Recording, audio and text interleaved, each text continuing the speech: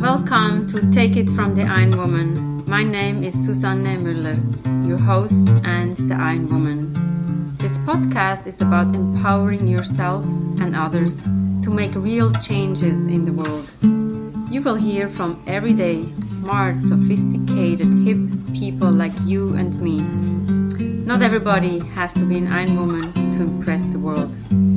Together, we will learn from the sports and business leaders how you can become a more successful person as an entrepreneur or a leader.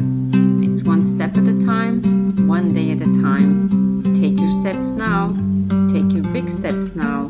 Join me on this journey to success. This podcast is being sponsored by Get Loopy. On episode 41, you can hear the story of Isabel, the co-founder and CEO. Get Loopy, get a 20% discount off your first order. GetLoopy.com. Take it from the Iron Woman. We only have special guests. This time we have David Marlow again. We spoke to him about Ikigai. This time we speak about running. Chime in. What I learned from you is that you have a goal of 1,000 miles this year. We're in October and you said you have done already 780 miles. I don't think I have that many this year, so that's amazing. Congratulations. And I think you can make it to 1,000. Even if it's December 31st, you're at 998, you can do another 2 miles. So tell us a little bit, what does the running mean to you? Yeah, so for me, running was a thing that I started again 10 years ago when I had shoulder surgery, and the doctor said I needed to move briskly, move with some level of intensity to get the blood flow to the tendons. And so I was out walking. My daughter was actively involved in cross country in high school. She was all-state cross country runner, very good runner. I was watching her run and talking with her about running. I thought, well, I could run a little bit. I ran for a minute. I walked for 4. I ran for a minute. I walked for 4, and it was done. Over the course of a few weeks, I started running 1.5 minutes and walking 3.5 minutes and so forth. And that progressed. And then I added another iteration. And before long, I was running. Now I have run a number of half marathons and I've completed a marathon, and I'm running 1,000 miles this year. It was that progression, much like we were just talking with Personal Kaizen, where I gave myself the permission to, I will literally say, I'm giving myself permission to do a bad X. Like, I'm going to run poorly. I know it. It's okay. And I'm not going to look great. I'm not. And all the neighbors can look at me and that's okay. I'm giving myself permission to do that. And that permission gave me the time to work and continue. And it's become a release, love, and a passion. As I said earlier, I'm an avid, if not fast runner, but running is about my own best self and being my own best self. It's just become an integral part of my physical and mental health to stay fit and to be out in the world and running and to be able to run at my age, to be able to run is a great thing. I love that. And sometimes people look at me and they say, you're crazy. So I like when other people confirm that they feel much better when they run. And I always say, people don't want to be around me when I'm stressed and I cannot run. So I know when I work on a project and I'm really stressed out, what do? I go for a run. Even if it's half an hour, I'm on my own. I don't listen to music. I listen to my breathing or just get all the frustration and aggression out of my mind. I come back, take a shower, and I'm ready. And the best work can start. I love that you said that, because I feel the same way. When I run, I don't listen to music. I use it to think. And I do have my phone with me just for safety. I also sometimes will use it to do an audio note because my head clears so much when I'm running. I think of things. I come up with ideas. Solutions come to me, and I might stop and go, okay, quick note for myself before I take off again.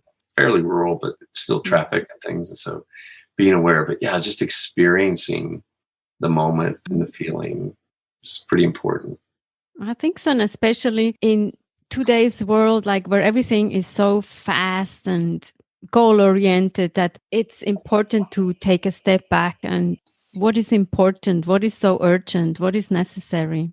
Yeah, we were talking earlier about being in the moment. And if you're listening to music and doing 20 things and all that, it's very difficult to get the full experience of being present and knowing your body and feeling that pavement. I do try to be mindful when I'm running. Now my thoughts drift and things, but I try and be aware of my breathing. And it's a time of peace to the point where I told a friend this. I said, one of these days, he started running. I said, one of these days you're going to go out and run and you're going to be done. And you're going to go, oh, I'm done already. I really wish I had more run, like your plan. And you might turn around and go back running. And he had done it, I think, 3 or 4 years. And he texted me. He's like, it happened today. I ran 4 miles and I got to my house. I was like, I don't want to be done. And I turned around and started running again. And I said, there we go. Now you're one of us. One of the crazy ones. So you said you ran a marathon. How was that? Anything exciting or that the listeners can learn from? A lot of people think like it's just about that one marathon. But for me, it's also the commitment, the determination, and the training before, if people train. So I think we sometimes forget like the preparation and building up to that special moment. Yeah, absolutely. It was a whole year. I had done my first half marathon I did with my daughter. It was the weekend of her 21st birthday, and it was up in Minneapolis where she was going to college. And we ran a trail half marathon, which was the toughest thing I'd ever done. Even in the Marine Corps, I didn't do anything that crazy.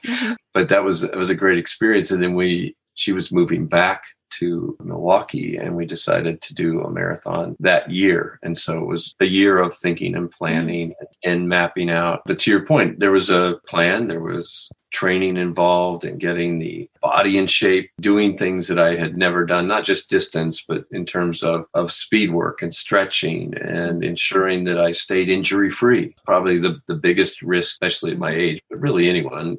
And doing all of that, and I will say in the middle of the summer, so the race was in October, although Wisconsin, where I live, is very mild, it got really hot here. I struggled. There were weeks I was like, I don't know that I can do this. I was up to maybe 16 miles or something like that, and I almost couldn't make it. I thought, how am I going to make 26 miles? It's another 10. Yeah. But staying true to the training, staying true to the goal, really accepting that everything wasn't perfect and accepting that this was the best I could do, and I was working through it. And then the temperature moderated a bit, and all of a sudden I could run like the wind. And so, yes, the training, the focus, the commitment. I mean, this is like every weekend I had a long run, eating right and getting enough sleep. And again, taking care of my body so I was injury free. And then running the race was almost easy because I'd done the training, I had done the work, and so it was according to plan, and I was right within a minute of my goal time. Everything went pretty well according to plan, and I got completed injury free. I was sore the next day, but that's part of it. Right. The race was, I'll say, almost anticlimactic because of the amount of focus on training and preparation, and then it was just a matter of executing the plan and staying true to it. And obviously the mental part of working through. I did some things like my 20 mile, I ran up to 20 miles as part of my training. I know there's different theories on that, but so I knew that I had to make the final 6 was going to be, a mental game and new territory. So I would purposely pick a segment of my training to be a 6-mile stretch that when I finished, I knew I started a 6 mile and I would go, okay, this is what I'll need to finish. And when 20 miles hit, that kicked in and I saw that 6 miles. I was like, okay, I know what I've got. I know what this is, and I've done it before. And each mile would just tick off. And I had mentally done that so many times before that it was just a matter of, again, execution. Sounds like a business plan, right? So I'm listening, running, but I'm like, this sounds like business. How can we transfer that into the business and what you're talking in transformation and all your work that you do? Very, very similar opportunities in terms of especially something new. So when you're leading a transformation program, so I started a continuous improvement program at a 150-year-old company, so very well established, storied company. It's 160 some now, but they thought they were doing fabulous. I mean, they thought they were doing great, and they were. and they had the opportunity to do even better. And it's very, very similar in terms of you have to start small. You have to bring people along. You have to help them help them build up that muscle, if you will. They weren't trained to drive improvement or look for improvement. They were trained to execute this process and get it done. And so giving people those aha moments and those opportunities to see for themselves where they were at currently and what they could do were the kinds of things I did. So as an example, again, starting small, the program, which eventually I think we had 65 people in some capacity and coaches across the company, but it literally was me to start with. It was like, I'm having my team meeting right now, talking to myself while I'm on my run.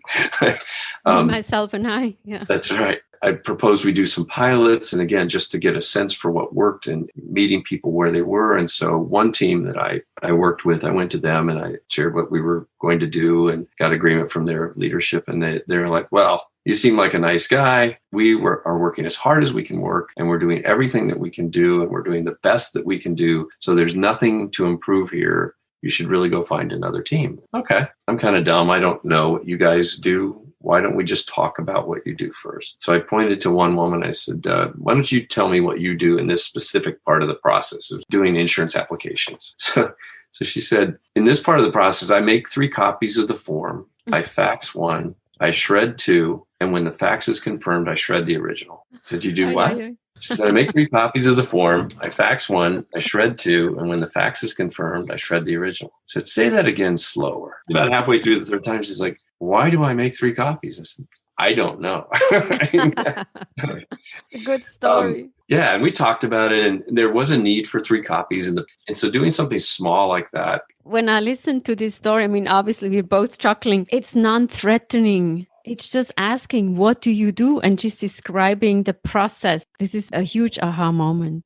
When you have a coach in sport, you actually appreciate feedback. Okay, let me try this. But in business, when you provide feedback, sometimes, why do you have 3 copies and you shred 2? People become defensive.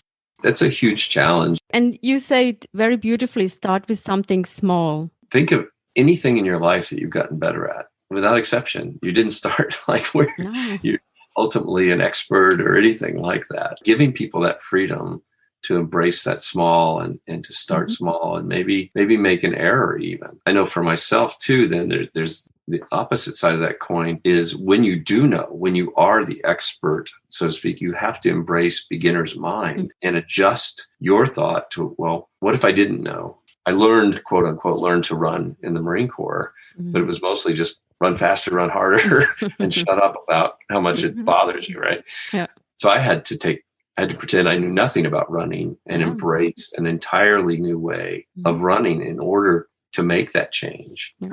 And so often that's the case, especially as a leader. You have to be open to that beginner's mind.